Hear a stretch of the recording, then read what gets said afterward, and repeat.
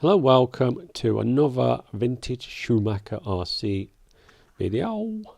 This is part 2 of the rebuild of the 1990 original Cougar, 1990 original. This video I will be fitting the steering, the radius arms and bushers and stuff like that. At the moment I'm screwing in this ball joint stud to the track rod, centre track rod. If you want to know what the part number is for a centre track rod, it is T335. Very important, not important. Anyway, this comprises of this steering assembly. You've got two radius arms, T341 and T340, and then you've got two, blimey, what are these called? I'd call them brass bushers, but I think there's a technical name. I think they are steering pivots. But anyway, in this rebuild I have gone off manual because this should have been fitted already, but you can still get it in, it's not a problem. It's not a problem, it will still fit even though I've gone off manual. Anyway, these pivots, steering pivots T242, are held in, this is technical stuff man, held in with 6mm cheese head screws. The reason the cheese head is because they are square but they are slotted, cheese head slotted screw, 6mm. You might have missed that then. So you sandwich a M3 steel washer in between the steering pivot. Got to remember not to do this too tight. If you ever do this, do not do it too tight, because you are in the manual, it tells you to thread lock these pivots. I'm not going to do it obviously here today, because this is not a road going model, this is a shelfie. So once you've got your brass pivots in and then you've got your washer, what I normally do, which I find works, is that I set it up. So here you go, look, washer, cheese head screw, washer, and then pivot on the radius arm. So anyway, what I normally do, I screw these in, I get them to a nice torque setting, and then I adjust my steering radius arm so it's free, so it's not too tight, and then I thread lock them accordingly. But because I'm not going to thread lock them, we are jumping that stage. You've got to remember that these radius arms and the track rod points backwards. It doesn't point forwards, as in it angles backwards, angles towards the inside of the car. Very easily to get that wrong way around. I did do it on my Cougar too. But anyway, now you saw how easy it was to get it in place. Sometimes you follow the manual, but it's not always necessary. But anyway, sorry. I'm fitting, these are pivot bushers made of aluminium. So these are recommended that you thread lock these as well, but you get the same problem that you do with the steering pivots, the brass ones, is that when I do them, for some reason my Loctite doesn't react well with different substrates. It either takes ages to go off, or it goes off instantly the minute you touch the brass. I think that's the worst of it. The minute you touch the brass, my thread lock seems to have an instant attraction, and this is why I fiddle around making sure I get the torque settings right before I apply thread lock. But anyway, sorry about that. Sorry, we should be talking about the video. So you put your washer in between your radius arm and your steering pivot, and then you just technically tighten it to suit. On the other versions you get bull racers. So I do like the bull race steering. There's only one problem with it. It's one-sided. It's only bull raced on the pivots, which are just fitted. It's only bull raced there. I mean, it's 2024. Why don't they bull race the track rod? So you get fully bull raced steering. So, Mr. Schumacher, if you're watching, can you develop fully bull race steering, please? Not just one-sided on the pivot bushes.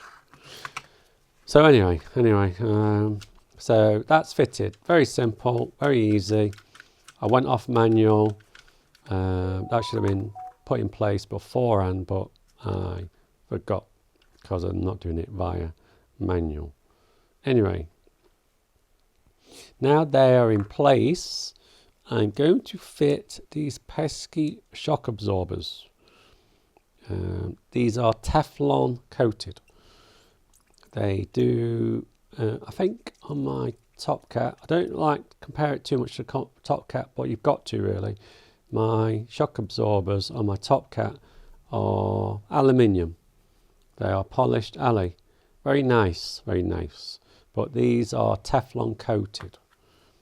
I think through the range of Schumacher models, they did put Teflon coated shockers on everything.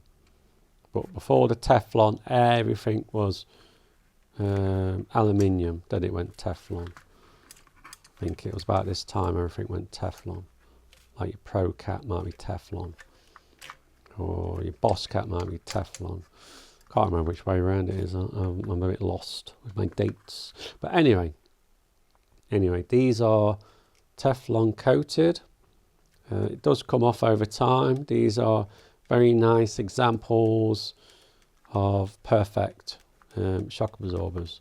I'm not going to strip them down and show you the rebuild of the shocker because I don't think it's worth it on this video. It'd take too long to strip them down and rebuild them. I think that's another video on its own, to be fair. So at this point, we're just going to fit them. In the manual, it shows you fit them in the first hole on the inside. I've elected to the outside hole because it brings the front end down slightly. Just makes it look better on the shelf, technically. That's all, no big reason. All you do, lock nut on the top, screw on the bottom.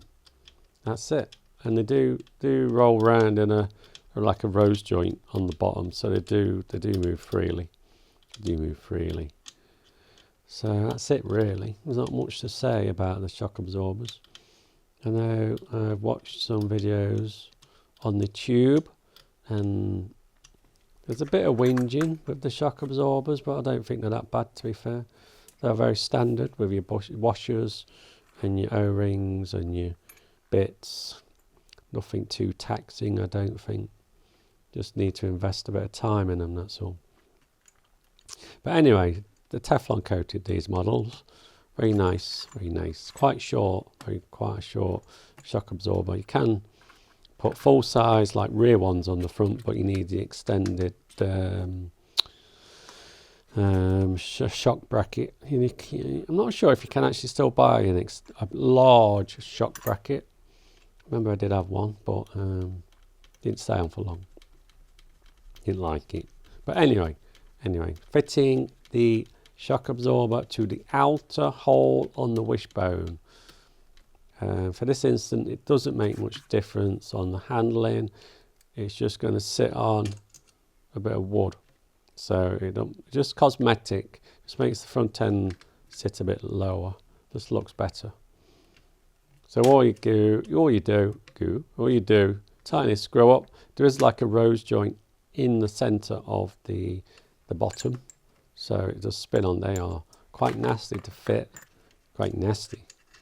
But anyway, The top's quite easy because when you're building these, not like the new ones where you just got like a ball socket where you just pop them on. The rose joint fits in it, in the bottom, so you have to clip it in. It's quite a pesky little thing. They use the same system on the rear suspension. I would say they are worse than E-clips. And I know there's lots of whinging about E-clips. The rose joints on the suspension are worse. They are. Anyway, I don't want to moan and whinge about this lovely car. It's not that hard to put together. A few hours, I reckon. I reckon you just put one of these together in 3 hours. But anyway, that's the shock absorbers fitted. So next, I'm going to fit the steering rods, but I'm not going to bore you with the fitting because hurt my fingers and they weren't easy to put on because the new ball joints and steering rod, not steering rods, the new ball sockets, they're quite tough to put on. T320, they're the original ones with the hexagonal turn knuckles. These are nice and chunky turn knuckles, a lot better, I think, a lot better than the new ones. The new ones are tiny. These are nice and chunky. You can get your spanner on these really easy. They are slightly different, shorter. I think the short ones are for the steering. I can't remember offhand. But anyway, you don't really need to know that. Short ones, long ones. I think the short ones for the steering. Yeah, no, they're not. The short ones are for the wishbones. But anyway, I've quickly edited that and they're on because they did hurt my fingers trying to push them on. But that's the front done. If you've made it to the end, don't forget to like and subscribe.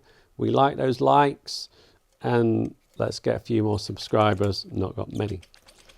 Anyway, that's the front end completely finished, except for the wheels and a servo. And that's it. That's it, people. Thank you very much for watching, being patient, and laters.